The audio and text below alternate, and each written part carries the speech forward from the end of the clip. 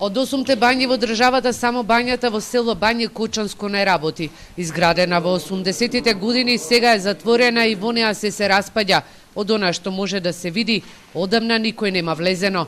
Општината Чешиново Облешево во оваа бања гледа перспектива за развој на бањскиот туризам, а пред нова година конечно си го врати објектот во своја собственост. Ке тражиме инвеститор во кој тоа би била една добра работа за нашата, не само за Чешиново Облешево, дури и за целиот регион, за да успееме да ја направиме бањата во село Бања.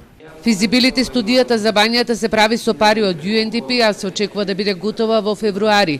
Дополнително ќе се прават испитувања за да се види дали нивото на термоминералните води се повлечени.